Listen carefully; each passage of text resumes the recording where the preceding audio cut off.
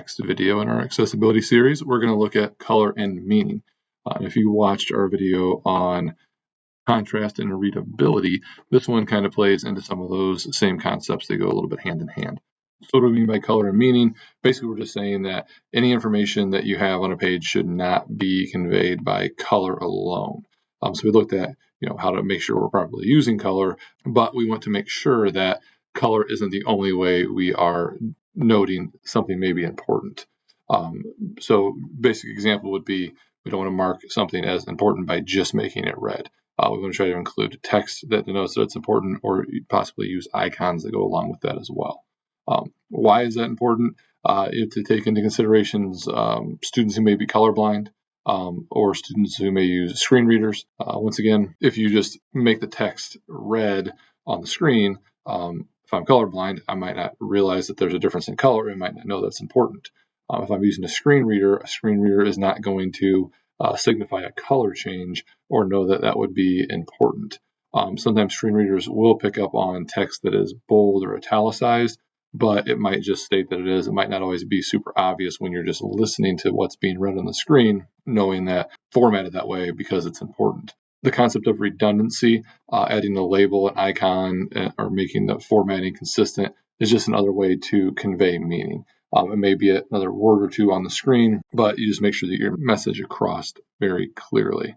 And then it adds clarity, ensuring that all users understand the message, regardless of how they perceive color. So let's look at an example. We'll kind of carry the same example over into Canvas to kind of see. So you're building a module page, and you want to make sure that you clearly indicate what's required versus optional. A lot of times we would just go through and say required readings are shown in green, optional are shown in blue.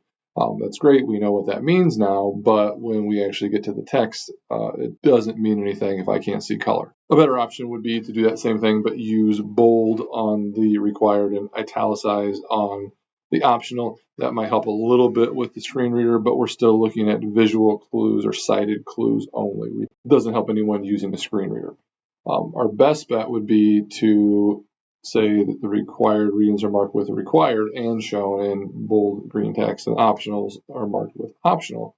That way it shows it both visually and non-visually. So no matter who we are or what challenges that we may face, it's always there. So always good to make sure that we pair color and meaningful text or symbols within our content so that everybody can perceive it as we intended it to be. If we come over into Canvas, I set up a couple options already. So you can see I kind of took the same thing, but maybe I explained out loud in class, or maybe this is the second or third time they've seen it, so now I assume they know that green means required and blue means optional.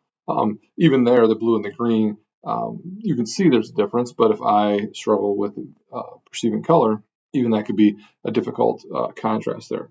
The next one, the better, when we add the bold and the italic, does make it look a little more clear, but again, a screen reader is not going to pick up on the importance of those colors.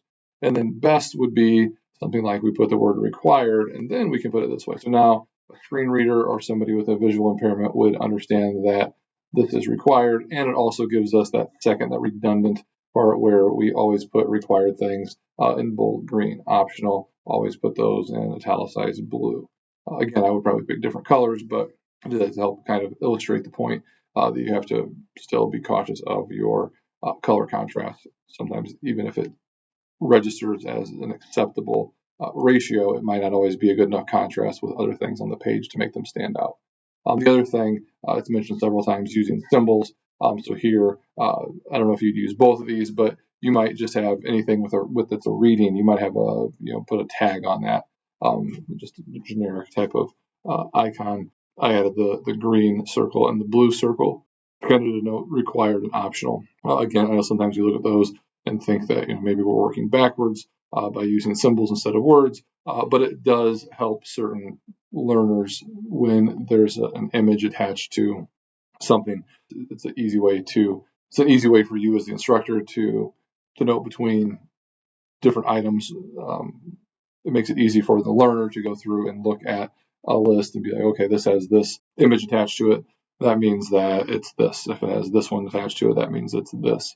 Obviously, I can dig into what those things I can dig into the content more, but I could easily find where my assignments are or where my readings are or whatever it is. So it's a simple thing you can do just to make it more visual. That helps people with vision, that helps people with cognitive challenges. So something to consider doing, whether it's within a page of content like this or even within your modules. When you title things, you could put those markers in there as well. So to recap our do's and don'ts, make sure that we're using both color and text to communicate meaning, using labels, tags, headings to reinforce color use. It's not that color use is bad, we just don't want to rely on it by itself. And also be mindful of red-green combinations or just any color combination, that there's enough contrast. Keep in mind the color blindness factor. Again, on our SharePoint page, there's some videos that kind of give you the ability to see things as you would see it if you did have color blindness, if you want to kind of put yourself in the position so you know what that looks like. Feel free to check those out. And obviously don't assume that all students see colors the same way. Make sure that you're doing everything you can to make it as visually easy to read as possible.